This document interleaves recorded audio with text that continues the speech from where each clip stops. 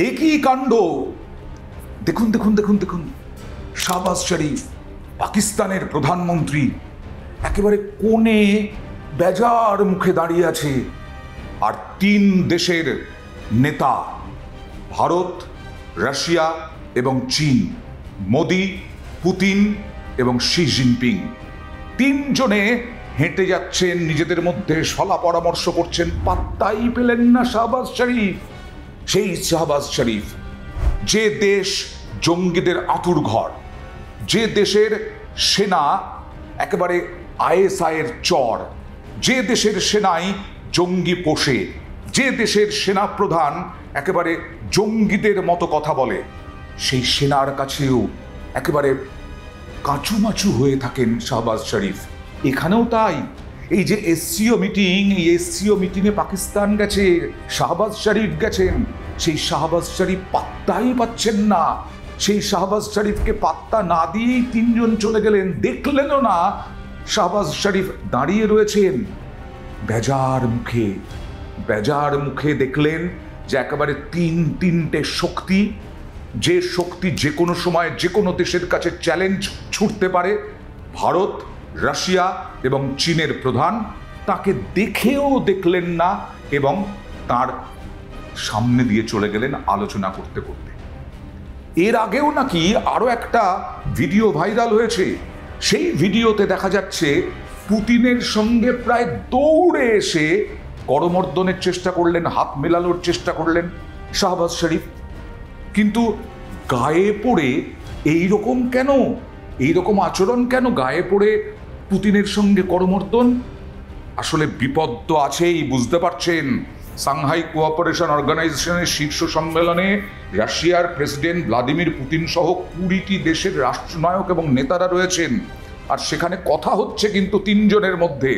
গোটা বিশ্ব কিন্তু দেখছে তিনটে রাষ্ট্রকে, ভারত, রাশিয়া এবং চীন। এরা যদি মিলিত হয় তাহলে কি হতে পারে? আমেরিকাও টের পাচ্ছে, পাকিস্তানও টের পাচ্ছে, এবং সেই জন্যই শাহবাজ শরীফ একেবারে দৌড়ে যাচ্ছেন।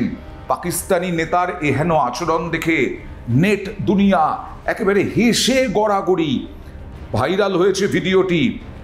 অন্য নেতারা যখন সংযম দেখাচ্ছিলেন তখন দৃষ্টি আকর্ষণকারী করুণ আচরণ একেবারে, মানে জিনপিংও বুঝতে পেরেছিলেন শাহবাজ কি করতে চলেছেন, তাই তিনি অন্যদিকে মুখ ঘুরিয়ে উপেক্ষাও করলেন। চীনের প্রেসিডেন্টের সঙ্গেও করমর্দনের চেষ্টা করেছিলেন, কিন্তু শি জিনপিং পাত্তাই দিলেন না, মুখ ঘুরিয়ে চলে গেলেন। আর পুতিন ভদ্রতা রক্ষার জন্য করমর্দনটা করলেন। এই হচ্ছে শাহবাজ শরীফের অবস্থা। কারণ বুঝতে পারছেন তো, পহেলগাঁও, এই পহেলগাঁওয়ে যে ধর্ম জেনে জেনে পুরুষদেরকে মারা যে জঙ্গিরা এসেছিল, কাশ্মীর সীমান্ত পার করে, পাক সীমান্ত পার করে ভারতে ঢুকেছিল, সেই পহেলগাঁওয়ের নিন্দা হয়েছে এসসিওতে, অর্থাৎ নিন্দা করেছে প্রত্যেকটা রাষ্ট্র। পাকিস্তানের নাম করা হয়নি, কিন্তু এটা তো নাম করার কোনো মানেই হয় না। দশকের পর দশক ধরে সবাই জানে যে ভারতে জঙ্গি হানা, জঙ্গিদের যে কার্যকলাপ, যে জঙ্গি এবং জঙ্গি হামলা, সেই হামলার পেছনে পাকিস্তানি রয়েছে। এটা বারবার আন্তর্জাতিক মহলে ভারত একেবারে তুলে ধরেছে, প্রতিদিন, প্রতি মিনিটে, প্রতি সেকেন্ডে। पहलगाम में टेररिज्म का बहुत ही घिनौना रूप देखा। यह हमला केवल भारत की अंतरात्मा पर ही आघात नहीं, यह मानवता में विश्वास रखने वाले हर देश, हर व्यक्ति को खुली चुनौती थी। प्रश्न उठना स्वाभाविक है, क्या कुछ देशों द्वारा आतंकवाद का खुलेआम समर्थन हमें स्वीकार्य हो सकता है?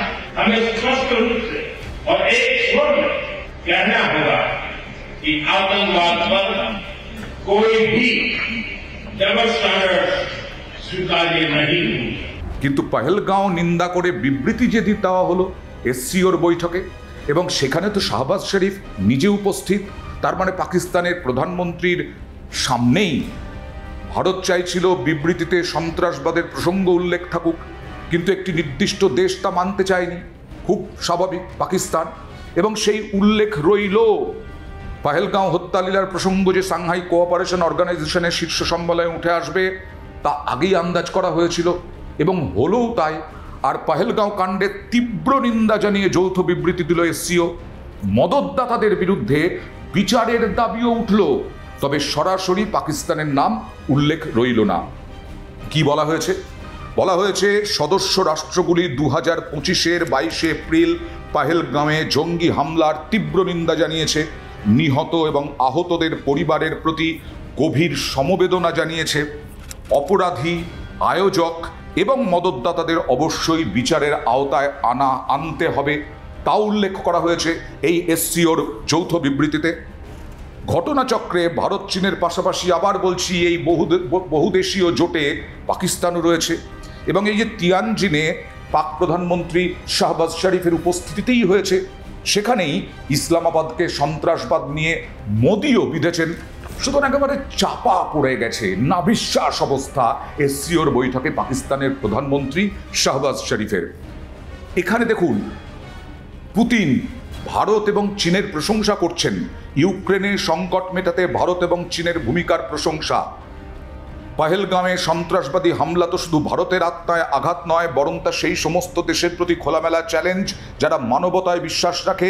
আমাদের এটা নিশ্চিত করতে হবে যে সন্ত্রাসবাদের বিরুদ্ধে লড়াইয়ে কোনো দ্বিচারিতা বরদাস্ত করা হবে না। এরকমই কড়া বিবৃতি পুতিন, শি জিনপিং এদের সামনে মোদির। খুব ভালোভাবেই টের পাচ্ছেন শাহবাজ শরীফ যে কি হতে চলেছে, এবং সেখানেই তিনি একেবারেই পাত্তা না পেয়ে কাঁচু মাচু মুখে দাঁড়িয়ে রইলেন। চলে গেলেন পুতিনের সঙ্গে করমর্দন করতে, দৌড় লাগালেন একজন রাষ্ট্রপ্রধান, তিনি দৌড় দিচ্ছেন আরেক রাষ্ট্রপ্রধানের সঙ্গে হাত মেলাতে। ভাবা যায় কোন জায়গায় নামিয়ে এনেছে পাকিস্তান। আর একই কাণ্ড, কারণ এই এসসিওতে আমেরিকা তো চোখ রেখেছে, আমাদের শুল্ক বাড়িয়েছে আমাদের বিরুদ্ধে, তাতে একেবারে বলা যায় কোর্টের কাছে ট্রাম্প ধাক্কাও খেয়েছে। কিন্তু এই যে এতটা মিশেল এই তিন দেশের মধ্যে, তা ভালোই টের পাচ্ছেন ট্রাম্পের সরকার। আর তাই ভারত আমেরিকার সম্পর্ক দীর্ঘস্থায়ী। নতুন করে বলতে হচ্ছে আমেরিকাকে ভারত আমেরিকার বন্ধুত্বের কথা। এই সম্পর্ক আরো উন্নত হবে। কে বললেন? সোমবার নয়াদিল্লিকে এই মর্মে বার্তা দিল ডোনাল্ড ট্রাম্প প্রশাসন। আর আন্তর্জাতিক মহল বলছে এই সময়টাই তো খুব গুরুত্বপূর্ণ। চীনের প্রেসিডেন্ট শি জিনপিংয়ের সঙ্গে দ্বিপাক্ষিক বৈঠকের পর সোমবার রুশ প্রেসিডেন্ট ভ্লাদিমির পুতিনের সঙ্গে বৈঠক মোদির। ভারতীয় সময় বেলা 12টার কিছু পরে মোদি পুতিন বৈঠক শুরু হয়।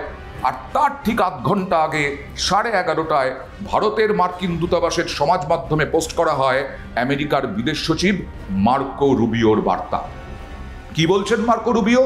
তিনি বলছেন, আমাদের বোঝাপড়ার ভিত্তি হলো দুদেশের দীর্ঘস্থায়ী সম্পর্ক। আমরা তো কোনোদিন বলিনি যে আপনাদের সঙ্গে আমাদের বন্ধুত্ব নেই, কিন্তু আপনারা যে আচরণ করছেন তাতে তো ভারতের দুর্বলতা বা ভদ্রতাকে দুর্বলতা ভাবলে তাহলে তো আমরা মানব না। বলছেন, আমরা উপলব্ধি করতে পেরেছি যে আমাদের অর্থনৈতিক সম্পর্কে দারুণ সম্ভাবনা রয়েছে। ও মা, আপনারা শুল্কের পর শুল্ক চাপিয়ে যাবেন, আবার বলবেন দারুণ সম্ভাবনাও রয়েছে। কেন? চীনের সঙ্গে ভারতের বাণিজ্যিক যোগাযোগ বাড়লে কতটা চাপে পড়ছেন বুঝতে পারছেন তো। আর রাশিয়া থেকে তেল আমাদের সরকার আমাদের মানুষের জন্য, সাধারণ মানুষের জন্য কম দামে তেল কিনছে। তেল কেনা এখনো বন্ধ করতে বলেনি ভারত সরকার। কি ভাবছেন? ভারতের ভদ্রতা, ভারতের দুর্বলতা? ভারত এখন আর দুর্বল নেই।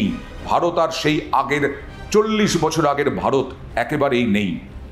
ভারত আমেরিকা বাণিজ্য চুক্তি এখনো থমকে রয়েছে, এবং সেই আমদানি শুল্ক চাপানোর পরেও আমেরিকার দারুণ সম্ভাবনা দেখাকে ভারত খুব তাৎপর্যপূর্ণভাবেই দেখছে।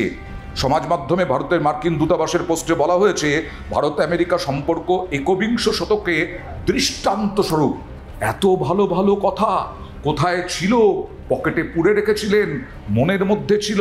যেই দেখলেন মোদি, শি জিনপিং আর পুতিন একসাথে সব সময় আলোচনা করছেন, সেখানেই ঘাবড়ে গেল আমেরিকা। হ্যাঁ, আমেরিকার দাদাগিরি আর একতরফা হয় না, হবে না। আমেরিকাও ঘাবড়ে যেতে পারে, এটাই আন্তর্জাতিক মহলকে বুঝিয়ে দিয়েছে ভারত।